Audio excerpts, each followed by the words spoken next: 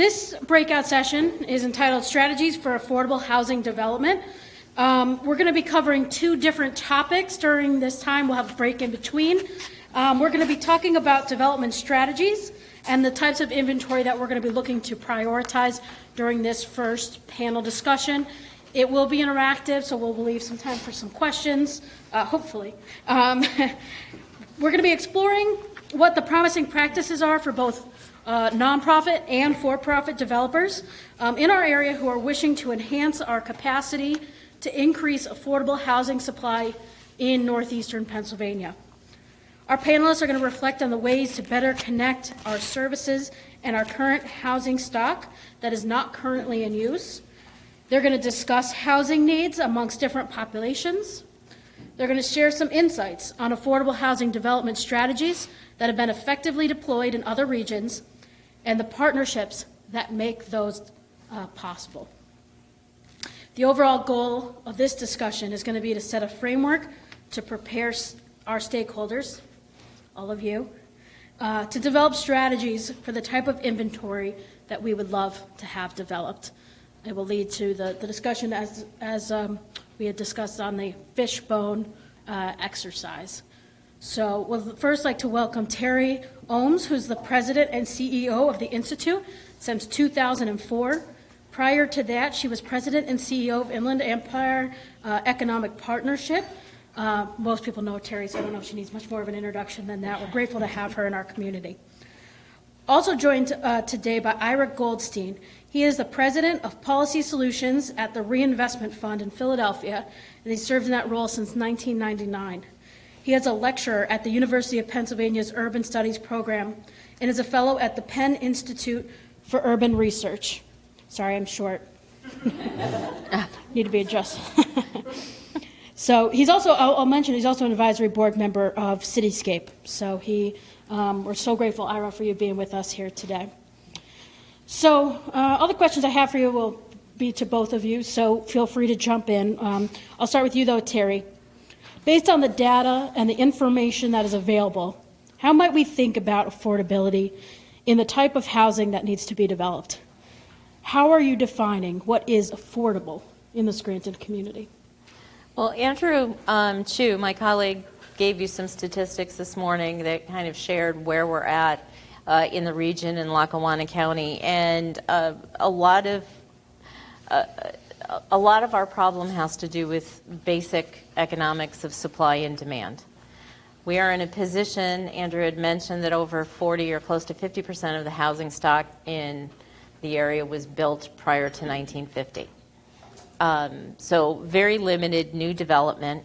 So you have some houses falling into blight. We had population growth a little bit in 2010 and then a little bit more as a result of COVID. So it put strain on the market. So when there's high demand, low supply, the price goes up. And that's where we have.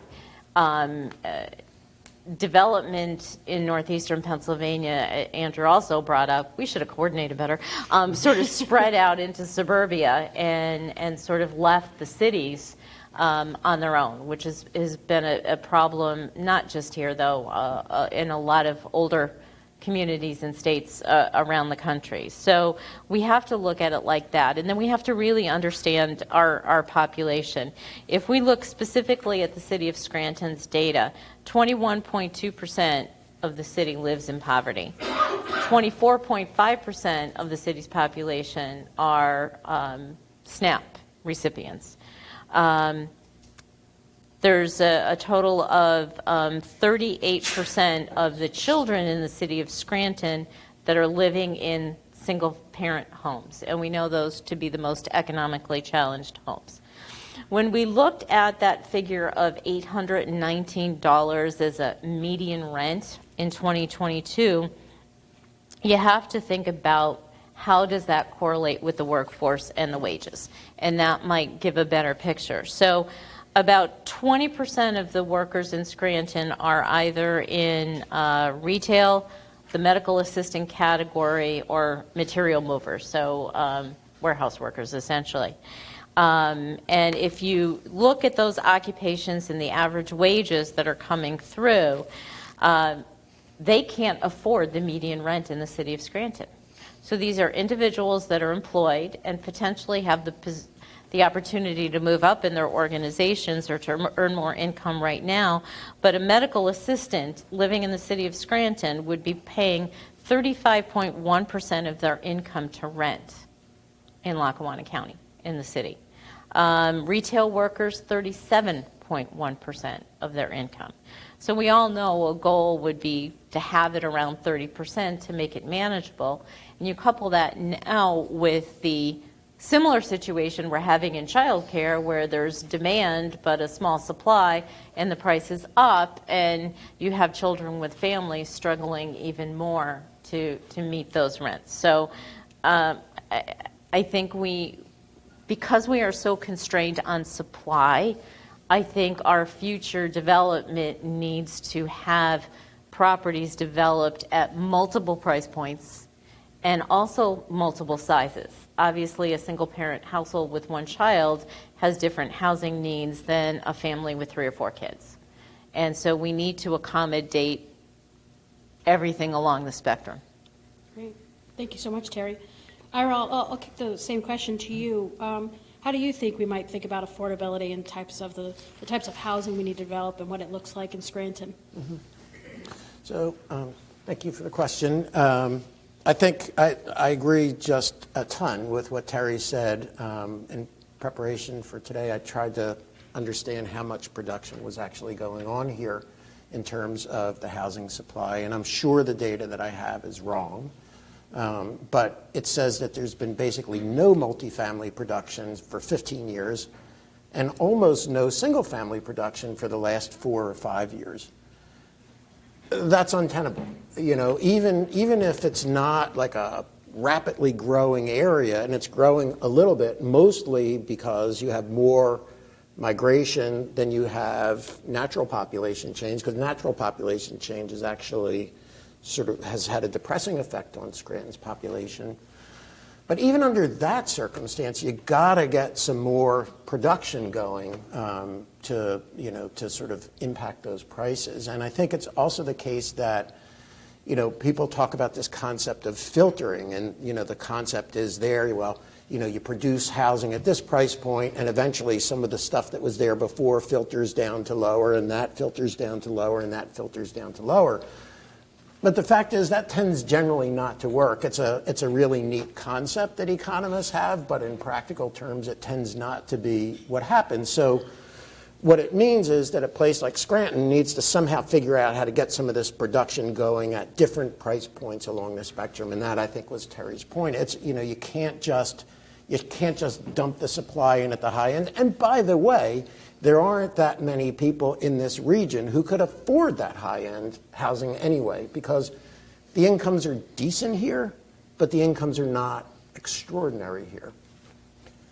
Having said all that, I don't think that this is the most challenged place I've ever seen in terms of production or prices. So, we have the good fortune to work in a lot of different places. One of the most extreme is Nashville. And if you think about some of the most distressed parts of Scranton and what the price points are there, and pick them up and move them to Nashville, your price points in those places are probably $50,000 or $60,000. The price points in Nashville are about $300,000, and Nashvillians don't make 6 times what Scrantonians make. And so I feel like it's important to recognize that as in comparative ways, this is still, I think, an achievable problem to solve. I mean, it's not like you've got a $200,000 gap per housing unit. You probably have a $50,000 gap per housing unit on the production side. So let me not drone on, but I think that, hopefully that gets at some of the pieces that you were interested in. Definitely. I think that it gives some optimism to some of these discussions. I think that the numbers at first can be a little daunting, but it's good to have some, as you pointed out, some optimism around it as well. So we're here to focus really on continuing to develop an attainable housing strategy in Scranton. And with that in mind, I'll pose this to you first, Ira. How might we think about the prioritization maybe of different locations or building sites? What are the target populations? What types of housing come to mind when you think about, how we can develop attainable housing strategy? So I think, and I saw Andrew's presentation, most of Andrew's presentation this morning, and I want to reemphasize one really important point. There is a massive disjuncture between what your homeowners in Scranton make and what your renters in Scranton make. And it's probably on the order of about $40,000 difference, in the 70s for homeowners and in the 30s for renters. And so that suggests to me that, if you are thinking about converting, if you will, some of those renters into homeowners, you have a long way to go in those price points to get it to the place where a $30,000, and that's the average, where a $35,000 renter household could become an achievable homeowner. So if you think about just tripling that, let's say, or even quadrupling it, you're in the $100,000 or $110,000 or $125,000. It's hard to produce, and it's hard to make available that kind of housing stock. And by the way, if you earn $30,000 and you're spending rent, the fact is, I looked up these numbers as well. I mean, you've got 84% severely cost-burdened low-income renters. So let me just tell you what that means. If you make under $10,000, let's go all the way up to $20,000, so it's at 70%, but you'll get my point. If you make under $20,000 in Scranton and you rent, 3/4 of you, let's say, are spending more than 50% of your income on housing. And out of the rest of that has to be medicine, clothes, books for your children, entertainment, food, all the other childcare, all the other things that you need. It's not like if you make $20,000 and you're spending 50% of your income, you have an opportunity to save a down payment. So you have no assets either. You have neither income nor assets and almost no capacity to generate it. So if you're spending 50% already, so it means that there needs to be, to my mind, like a very serious concentration on that lowest income strata, because there are a lot of households. There are, if I'm reading my numbers right, 90 or so thousand renter households that are spending that kind of money. And 3/4 of them being cost burdened. So I think there's the economic overlay, which has to be super critical, and getting to those price points is going to be really important. But then I also feel like at your average, of your home prices, your typical sale prices now are up a bunch over the last year, but they're still in that $175,000 range. So that is actually close to being attainable at average for an existing homeowner, but certainly not for the typical renter. So. Oh, I'm sorry. No, that's right. So as a rent, if you're going to develop this house into low income, so you're at $20,000 and you're doing 30% of income at $600 pretty much. At $6,000, you're $500 a month, right? Is what you're trying to get them into a thing. How do you take a house that needs that work, fix it up, make that happen, and go with that? And that's the issue, right? We're talking about everything that's going forward. Yep. And I think your question is the absolute right question, in my opinion. It's the absolute right question to ask. And I do think then I'm going to try and get to that in another question because I feel like there are so many competing policy priorities that we're fighting with at this point that overwhelming need, and I put that one need at the very top of the pyramid there, I don't know that we're not stepping on our own feet trying to achieve that end. And so I'd like to come back to your question, if I could, in a few moments. Thank you, Ira. I'll pose the same question to you, Terry. When you think about prioritization of different locations, building sites, target population, types of housing, what comes to mind for you? Okay, as a data geek like Andrew, we look at nuts and bolts kinds of things, and how do we build a foundation, get to the next level, and keep adding data and information to synthesize to come to the conclusions of what we need to do next. So I think one of the things that we need to do is have a thorough understanding, since the city is landlocked and cannot expand, what do we have here? And so I guess what I'm proposing is more of a of an inventory taking place in different sections of the city to look at what's there. Are there vacant lots? Is there blighted housing that can either be demolished or revamped? Like, what do we have to work from? Number one, we do know that in the core downtown, there's been a lot of adaptive reuse. The developers have come in and built, okay, this is Vegas, guys. They've built exorbitant, high-priced apartments to go after the medical students, the medical residents that are here, because they're kind of captive. And so they added onto their school loans or these other things to be able to go to medical school, to have the residency. And then we're finding out that a lot of the really successful business professionals in the downtown that have homes at lakes and elsewhere rent these apartments to use during the week and then leave the city on the weekend to go to their fancy homes. So a lot of the buildings that could have been used for multifamily housing have been taken up by these higher end apartments, but we still need to know what's left and what can be used and what opportunities exist for mixed use, where there are retail or offices on the main floor. Are the second floors being utilized? So we need that inventory, number one.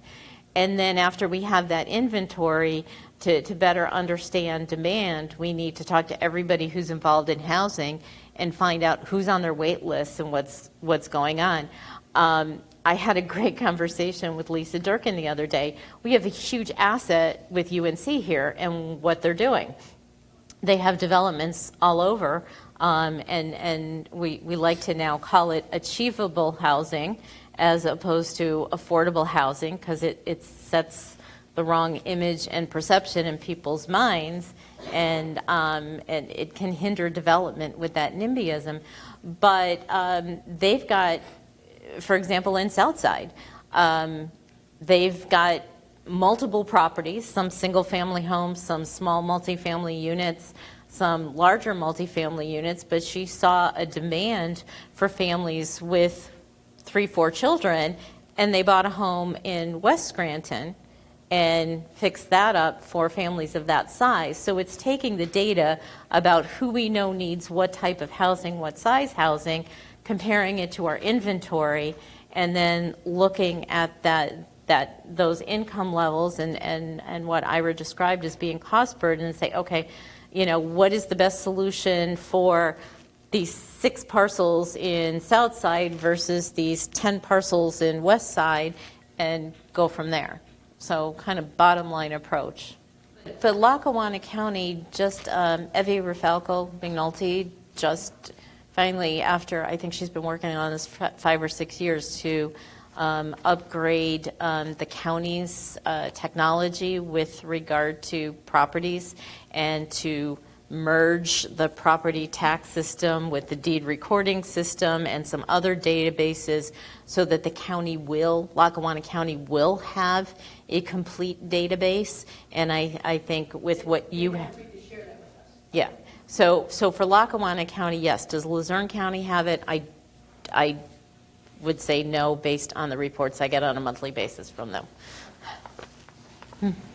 Just building on Megan's question, I think anecdotally there's maybe one unit or one, the theater north is a mixed income development, but I guess, I think that's really important for us to have a better inventory, but I guess the question to Ira would be, is there some kind of, like a formula for a city like Scranton of how much we should have of mixed income versus all affordable? Because one of the concerns that Terry is bringing up is the only development that we've had in recent years is this high income market rate housing in downtown. Mm-hmm. And so it's causing people to move out, or it's causing people even to leave Scranton now. We are seeing like this. We've not really used gentrification here, but I think you can argue it's happening in different neighborhoods. Mm-hmm. So I don't know what that would be. But is there, when you look at a city like ours, should we have a lot more of mixed income instead of only separating it affordable market rate? And how do you avoid basically segregation again, where the affordable is only going to go in certain parts of the city? Yeah.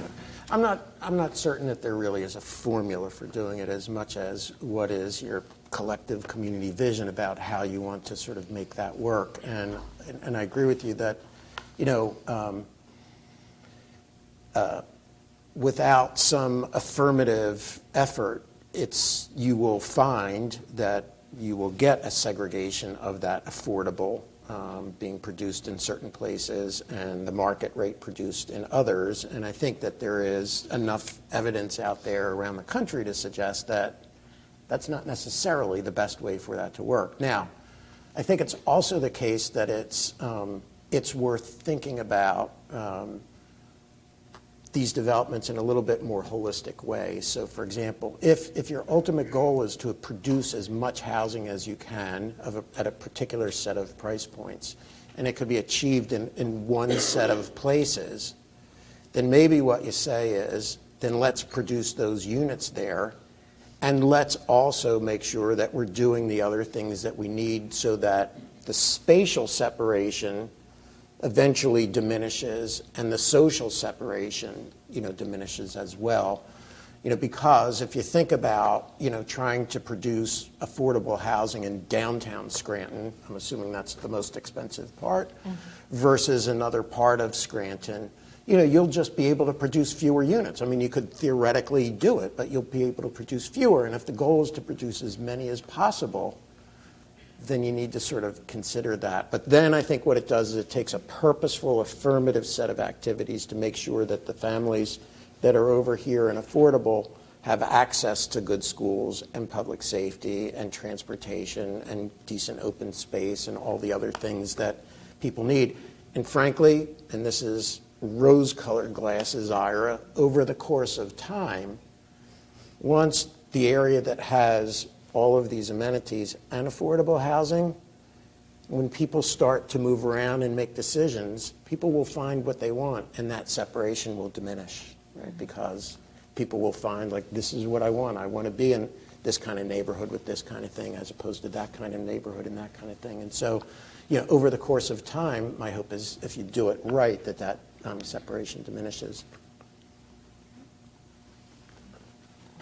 Yeah, there's two hands. I think that since we do have houses and stuff here that are empty, that are on the tax sale, that are on the sheriff's, we do have options, and I have seen land and things like that here. I feel that if we reach out, or I don't know how that legally goes, but if y'all could find a way to reach out to developers and contractors, like, hey, we're looking for contractors who are looking for tax write-offs, who are looking to invest their time, maybe on the weekends or something, where they can help to repair and to build what we have, and they know they'll get a tax write-off. Because that's a lot of things where a lot of these contractors, they're making big money, but they're paying big in taxes. So if something, I think that could talk to them about, like, look, if you are willing to invest your time into our city so that we, with your skills, and it's going to make our city look better. Number one, Scranton will look better. But them knowing that they'll save money, like the thousands they're paying in taxes could be maybe given back to them. Also, we can reach out like to Home Depot and Lowe's or something, see if they're willing to donate building supplies and building products to help also offset the cost of that. And then we reach out, another one I was thinking, to landlords. We're willing to allow these developers, or these, not developers, but the contractors to repair some of these landlord buildings where they the cost of them. Maybe they can offer a lower rent if they know that, hey, this, like kind of like the weatherization for low income people. What we do, like not a weatherization, but a building or making the place better, making it more better for landlords who are already established landlords. And we're like, hey, we'll pay to get your stuff better so you can offer a little better price on the rent, because I know you're not going to fix up your place and then try to offer lower rent. And even if we do build, we get builders that come in here in the city and build up new places, they're not going to want to do them for cheap because they're going to, all the cost of building supplies went up. Everything has went up since the pandemic. So people building and making new stuff, they want the most money they can get. Who wants lower money?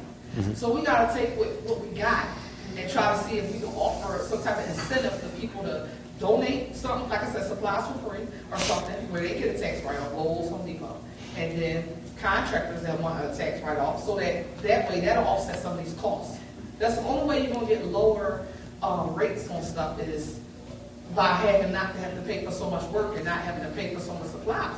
You're not going to pay more money and then charge less. I know that's common sense. Mm-hmm. Another thing with that I've seen myself as a realtor is since the pandemic, since people couldn't evict people and do stuff like that, Now they definitely don't want to give help to people that are underdeveloped in our area and help them. They hear a problem, they're running. Because now, if the pandemic thing picks up again, they won't be able to evict people when they're not paying. You understand? So I understand the landlord's plight, and I understand being a person in need. With me, when I came here, I was a single mom, with kids. I was in a domestic violence shelter. My life was a lot. My life was bad. And I stayed longer because I didn't think I could get out, and I didn't know what to do. I was depressed, and when you're depressed, you don't want to work, but you still got to take care of these kids. So after I got housing, I got public housing when I first came out here. But I signed up, I'm from Philadelphia. I signed up for housing in Philadelphia, Bucks County, Montgomery County, Delaware County, and Lackawanna County, because someone told me about Lackawanna County. I didn't know nobody out here. But Lackawanna County is the only one who reached out to me. So that's how I ended up here. And then I went through the public housing, and then I got Section 8, and then I was like, oh, wow, this is something. And it made me feel more better as a person, and I felt I could do more. But when a person is already going through some stuff, they don't feel like they can do more. And I understand the landlords. As a landlord, who wants to do more for someone who can't pay or want to pay lower? So it's like messed up on both sides of the field, but still something has to be done. Now, so me as a person, I'm trying now. I'm like, okay, I went through the program, they helped me buy a house, so now I'm going to try and rent my home out. I'm starting with me, okay? Rent my home out to another mother. I found a family, she needs help. And I'm trying to buy a second house. I'm doing skin of my teeth, I'm trying to buy another house. It's harder to find a second house, okay? But if I can do that, then I keep my credit right, and then I'm going to buy another house, and I'm going to rent to someone in the Women Resource Center if I can. Something, but if we can start with the Home Depot, the Lowe's, see if they can donate. Contractors that want tax write-offs, I think that'll help us to develop at a lower price. We got to get our places developed at a lower price because no one's going to repair and build and then charge lower money. Like, it's just not happening. Yeah, I think you make a great point, Asia, about especially what are the incentives that we're offering. Because I don't think the punishment piece will work as effectively as the incentive piece will work. And thank you for your vulnerability and sharing with us. Mike, yeah. So there's, as we said, there's quite a bit of a high-end development, especially in the downtown. We have the Silk Hill is being redeveloped, and a lot of public money is going into some of these buildings. In some of these Have you had any experience where the municipality requires that, say, 10% of the units that they develop have to be built, or 15% have to be affordable, so they get the public money to be able to develop these high-end apartments? It seems there should be some set-aside. Yeah. It's a great question, Mike's. Yeah. Yeah. And I want to make sure that got heard and for the recording purposes. So it's a percentage of the units that are being developed being set aside for achievable housing. Have you seen that, Ira and Terry, in your research? Not here. Not here. Not here. We've advocated it. It came out in a number of the research studies we've done over the past 5 or 6 years that type of zoning requirement should be in all developments, not just those that are publicly financed. And it's not happening here yet. Ira? Yeah, so I think the first place that to any sort of significant way that kind of thing was rolled out was Montgomery County, Maryland, right, a D.C. suburb. And, and I think that out of that, some units were produced. They did not, I don't think they ever really achieved the levels that people had hoped for it. And you see that in other markets. My take on the research about those things is it tends to work better where there's enough price point separation that a developer can sort of make it work out of the money they're making on certain units to essentially cross-subsidize the other units. And you see, so that's, I think there's some basic economics of it. And I think that then there's like some politics of it. And that is, who gets exempted from it, who monitors it to make sure it happens. Do you allow, some, derivations on that theme are, instead of building the units, you put money into a pot that gets used for somebody else to construct them. And does that money ever actually get developed, and is it enough to do anything? So I think the jury is a little bit out on it, but I think the critical piece then is to think about whether or not that public money was properly put into that private deal, right? Rather than think about, well, could we skim a little off for a good purpose, let's say, the question might be, was that money properly put into that deal by the public sector? Well, and another factor to go along with that, another player that we really haven't talked about are the financiers or the equity investors and their role in this. So there's, some of those things that you're talking about, Mike, are not 100% publicly financed, but that's just one source of funding. And you suddenly bring in banks, financial institutions, equity investors. They want the highest rate of return. So they're going to likely provide financing to higher end projects knowing that they're going to get that return, and less likely to do it for projects that are on the lower end. And if they do, they might do it at a higher cost, which then affects the construction and everything else that goes along with it. So we need to get the financiers as another player at the table. Have you seen a model anywhere that has like a public administrator, whether they're on the government side or the nonprofit side, who facilitates it? And anecdotally, the developers I've talked to said that accessing the tax credits and the grants that are available is too cumbersome for them. They don't have the staff or the time to do it. So if there's some of these things available, some public dollars, there's the ability to bring in community banks that are more likely to fund at that level. Well, obviously they still want their return, but maybe are more likely to be involved, or even incorporating like the NAP credits. Then at that point, is there a model where like we just have one office or one person somewhere who like that's their job? Is okay, we're going to focus on this, develop this mixed income unit here, and I'm going to be the one who like does the grant applications, does the bringing together the different partners, and makes it happen just one unit at a time. Well, what you're talking about is, I think, leading into the next question Yeah, I about was who just needs gonna to say. be at the table. Yeah. Public-private partnerships. So all of the developments that I was trying to look up online yesterday to see how they are, they're all public-private partnerships. And so, I mean, there's a list of them across the country in Chicago and D.C. and a bunch of them in New York. And granted, those are large cities, so then you've got the fact that there are more developers and they're likely to be more in tune with social corporate responsibility than some of the local ones that we have here that are much smaller in nature. But then I would also say there needs to be a conversation with Lisa, because Lisa goes through that process of trying to get those kinds of funding components in place to support the developments that she's doing. And, I'm surprised she's not bald or gray by now, given like all of the extent. Okay. I'm not touching that one. But just the extensive requirements that you're talking about, the myriad of paperwork.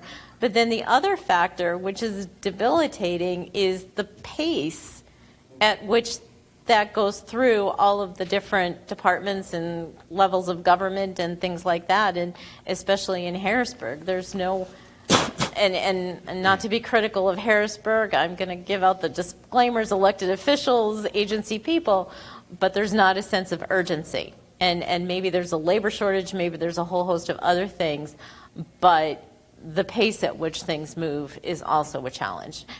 And the longer it takes, the more costlier it becomes, especially if you've already put some capital up for, initial investments or things like that. So, yeah, Terry touched on this, and Megan helped lead us into the question of what effective strategies have been deployed in other regions to address attainable and affordable housing needs. And as Terry's already started to touch on, really, is what kind of partners we need at the table. I'll also turn this to Ira, since he has such extensive research in what's happening in other areas and what's kind of worked in other communities. Mm-hmm. So I think that one of the things that I've seen recently that really drove home a few points for me about why we're in the predicament that we're in was a transaction that I read about in Jacksonville, Florida, And I know Jacksonville, it's a different region, it's a different market, it's a different size place, et cetera, but I think that the principles here could apply. The cost of production in Jacksonville for subsidized housing, like every place, is much higher than it is for market rate housing. And there's a developer that we ran across there as part of our work who had sort of cracked the code, frankly, on creating single-family, scattered site housing that was being rented out at the fair market rents. And I think he was able to do it fundamentally because the acquisition cost wasn't, crazy high. The fair market rents were relatively high. And when you put those two things together, you could obtain or build a property, quite frankly, and rent it out at the fair market rent and make a good go of it. So I thought, well, that's great. You wish you could get some of those rents below the fair market rents because they're above what's attainable for people who don't have a subsidy. But there's something to learn there. The second thing that happened, and the later thing was, he then sold a piece of his portfolio to the Housing Authority of Jacksonville. I think I read it was for about $220,000 or $230,000 a unit. I thought to myself, well, isn't that brilliant, right? Because I'm sure the Housing Authority, like the Philadelphia Housing Authority, is probably paying damn near double that amount to produce the unit. I said, why is it that he could sell these things for basically half the price of what the Housing Authority could produce it for? And by the way, then, by doing it this way, the Housing Authority was able to house twice as many households for the same amount of money. And that took me to the issue of it's the source of the money. Every dollar costs something different to deploy. If I give you $1 and say, build housing with it, you're going to build $1's worth of housing. If the federal government gives you $1, you're going to build a whole lot less than $1's worth of housing. If the state gives you, under some pots of money, you'll get close to $1, under other pots of money, much less. Like, if you happen to use the LIHTC program to do it, you're not going to get close to $1's worth of production out of it. So that took me to this question of maybe what we need to get a whole lot smarter about is what money gets used to produce housing, right? Because some money produces $1 for $1, less profit, and I'm sure that there is. I'm sure, by the way, at $220,000 or $230,000 a unit, you could be certain that this developer made money. But it was probably half the price of what the Housing Authority was paying. So I think, I'm sorry, Fred? Well, I was going to say, just at the root of what you were just saying, how some dollars are stretched depending on the funding source, all comes back to policy. So Yes. At what point do we look at either revamping or relaxing some of the policy to create the very units you're saying for the dollars that are out there?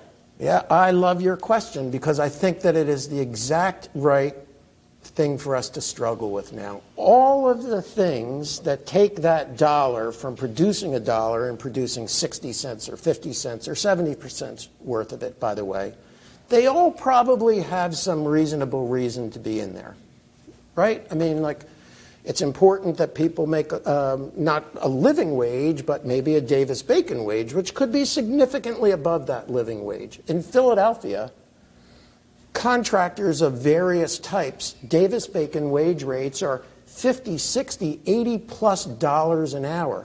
I would venture to say that if any of us had our houses painted, we wouldn't be paying those painters $50, $60, $80 an hour. But if you use federal money, you do.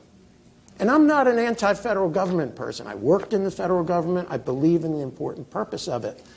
But if our goal is to produce as much housing as possible, maybe what we need to do is to think about what the sources of money, what our policy priorities are, and what maybe we want to start to temporarily relax, for example, to get production going. I'll say one last thing. Cindy over there, everybody owes her an extraordinary debt of gratitude for leading an effort that got the realty transfer tax cap lifted so that more money can come out of the realty transfer tax into the FAIR program. And you want to know why? We did some work with Sandy, and we both did like a lot of data and mapping and all that other stuff, which was important, I'm sure. But what we learned the most from was interviews with the beneficiaries of this FAIR money. And what we learned was these were flexible dollars, they were easy to get, they were quick to get, they were non-trivial amount, and basically what people were telling us was, so we could put $1 to work for every dollar we got, right? It didn't have a ton of strings. We need to somehow figure out how to take those monies that have strings attached and put them over here and do certain things with those, but get more money in that has only proper, let's say proper strings. Now again, that's going to be predicated on the notion of having those very difficult discussions about, do we want to use a housing opportunity, development opportunity to train a public housing resident? There's a good reason that we do that, but it adds to the cost.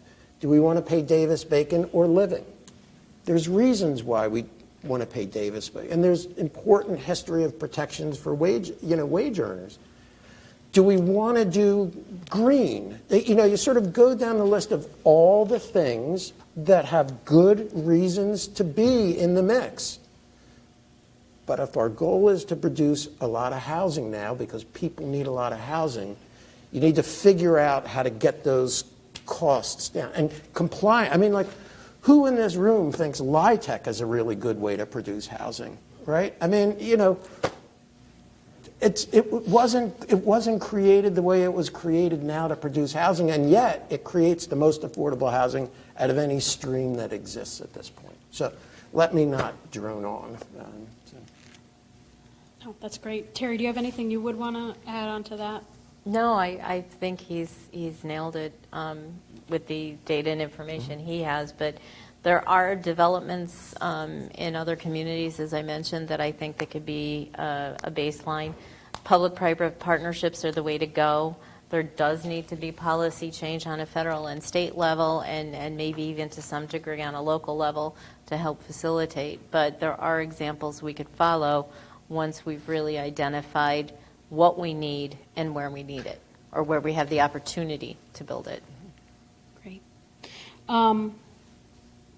Is it okay if we'll finish up our last formal question, and then we'll take some more audience questions, if that's okay.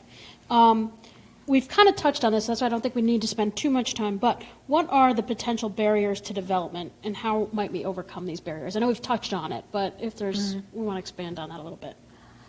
Well, we have a study that's going to be released at Indicators that's talking about some of these things, and so spoiler alert, we did have an opportunity to interview some single and multifamily developers as well as some planning officials. And ironically, some of the things were consistent between the two parties, and they talked about how fragmented zoning and planning and land use is across the region, and that it keeps a lot of developers out of the market because of that. Case in point, part of my driveway is in a township and the other part's in a borough. And the only reason they fought over me was because they wanted to know who was going to get the tax revenue. But if you've got the property and you're trying to build a development and it's crossing jurisdictional lines, and everybody has their own planning department, their own permitting department, and it challenges development. I mean, obviously in the city, everything's with the city, so I think we're lucky there. Another thing that came out from both sides is NIMBYism, and not just. Can you define that really quick for those who might not know? The what not NIMBY in my backyard syndrome, and that individuals, especially in residential neighborhoods where maybe a multifamily unit is going to be built, regardless of a price point, it's like, oh, we don't want it among our single-family homes because it's going to increase traffic and potential crime and all this, that, and the other. But I think a bigger factor is really understanding what achievable housing is. There are different price points. There is subsidized housing and non-subsidized housing. But when we've talked earlier about individuals who are working in retail and medical assistance in our big distribution centers, and they can't afford the rent or they can't afford to buy a house, that concept needs to be understood. So both of those parties, the developers and the public sector planners that we talked to, had said there needs to be more community education to reduce some of the barriers. Financing was brought up as another issue, and I mentioned that before. Higher end projects are more attractive to financiers because they know there's a bigger return, they're going to get paid. So we need to look at more public-private partnerships to do that. So those are some of the things that we came across. We have some of the tools. I mean, we now have a land bank. We have UNC. We have NeighborWorks working on some blight remediation and aging in place, which is a huge factor given our age demographics. But we also have to understand what Ira said. There's proper regulations or policies or criteria that need to be implemented rather than having all of these things. Like a case in point, one of the developers said that there was this program that he was applying for. The max you could get was $5,000, but the paperwork would have taken him like 3 weeks, and he didn't have the time, and there wasn't a big enough return for him to follow through with that. The other thing that we're facing, and it goes to what you were saying too about contractors, is not just the supply costs have gone up, but delays because of supply chain issues, but our contractors are already experiencing a workforce challenge that's hindering their ability to do the work. And that's a factor that's got to be addressed as part of an overall workforce component about building a worker pipeline of getting students into trades, because that's not going to change. So the pieces are connected, and I think what's great is an effort like this in the organization like yours has the ability to pull all those players together to help craft solutions. And today's that foundation, that groundbreaking start that's going to get us there. Thank you, Terry. Ira, anything that you would want to add on that point as well? Sure. So naturally, I agree with Terry. Let me add one impediment and then one opportunity. Okay, so one other impediment, I think, is because of the price points in this market, I think that it's uniquely welcoming to private investors who can acquire, do not that much, and rent out at those fair market rents, given what those fair market rents are. And there's actually little you can do about that, because if anybody has money, they can buy a place. That's still the economy that we live in operates that way. What you can do, and I think should be doing, is making sure that these sort of newish landlords or whoever they become are actually good landlords and have their properties, in a good way. And the challenge is that they take opportunities off the market for regular people like us who can't, walk in with a wad of cash and buy a house. So I think that is an impediment to think about, but I don't think that there's much you can do on the blocking it side as much as you can on the making sure that it's not adverse side of things.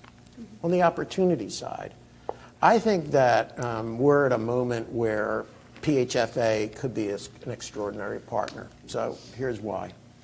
They have a terrific program that does down payment and closing cost assistance. It is very generous. I mean, it is very, very generous in the amounts that it will make available to people. And they partner them with their loans, which are themselves maybe not the absolute best in terms of pricing. They're good, safe, they're not subprime or priced exorbitantly, but they might be sort of 1/8 of a point or so above market, which is not a big deal if, given what you're getting on the down payment side. But I bring that up because what PHFA is doing in Pittsburgh, Allegheny County area and in Philly is they're trying something. And they have a couple pilots going where what they're doing is they're looking at what traditionally has been an impediment for people to get mortgages, and that is around credit and debt. And what they're going to do is they're going to essentially relax some of those criteria. And then we're going to work with them to take a look at whether or not people are successful under these new criteria, along with the counseling and the like that goes along with it. And guess what, if they are, and when I say successful, I mean like they can do it and it doesn't add cost to PHFA. In other words, these are not loans that necessarily go to foreclosure or delinquency at rates different than the rest of their portfolio. And so if they're able to sort of learn that, then we've learned something that could be systemically applied to mortgages that, you know, are associated with PHFA, which might make housing more available, more, you know, mortgage products that would be more cognizant of not what people's situation was 20, 30 years ago when a lot of these standards were created, but in a 2023 economy when we sort of know how people, you know, manage their money and what they have and, you know, what savings could be and debt payments and things like that. So I think as an opportunity, there are some shots at PHFA that are worth pursuing because, you know, those mortgage products are going to be very helpful to people, particularly, you know, I haven't looked at the numbers because the data is not available specifically for Scranton or Lackawanna County, but in the places that I looked for PHFA, you have probably, I don't know, 7, 6, 5% of the renters have enough assets that it generates more than a couple $100s a year of income. That means that they don't have down payments.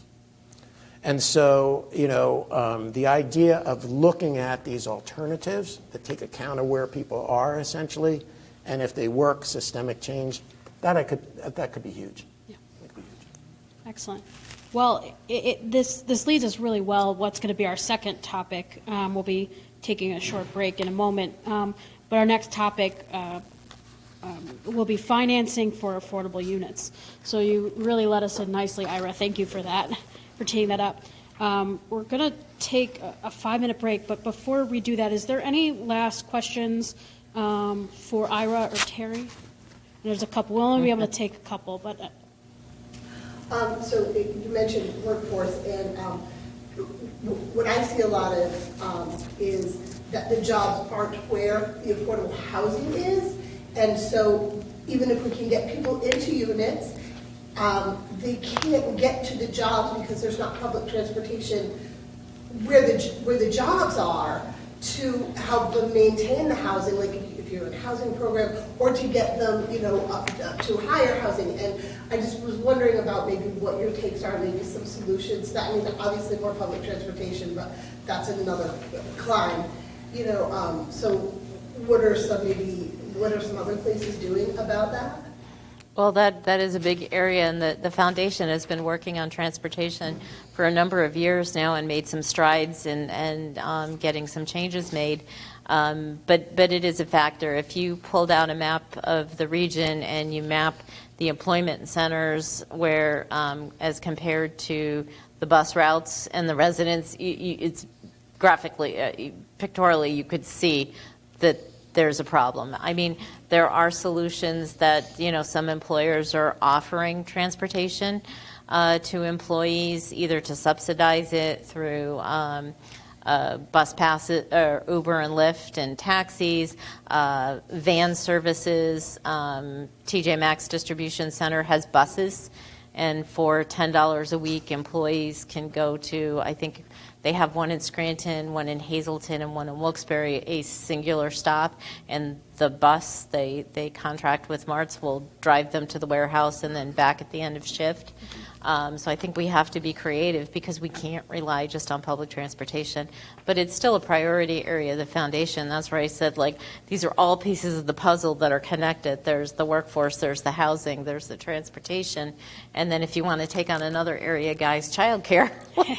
Oh, it's on our list. Terry points out, yeah, so with the Scranton Area Community Foundation, we have NEPA moves, NEPA moves around equitable transportation. We have NEPA Thrives, which is around workforce development, you know, helping out here with this housing space. I think they say, you know, how do you, it's one bite at a time, but at the same time, we also understand how these items are so interconnected. So while we are doing separate efforts within it, each we understand how intricately connected they all are, and you can't move the needle on one without working on other aspects. So thank you for that question. I know there's a couple more questions, but I'm hoping that we can kind of field them during the next session, or to feel free to pull Ira or Terry aside. There's also going to be a lot of discussion opportunity when we get into our fishbone exercise for raising some questions. So we're going to have a short 2 to 5 minute break. We're going to switch over our speakers, and feel free to grab something. But we're going to come back here about 3 minutes after, so give us about 5 minutes to change over our speakers. Thank you very much to Terry and Ira for being with us this morning.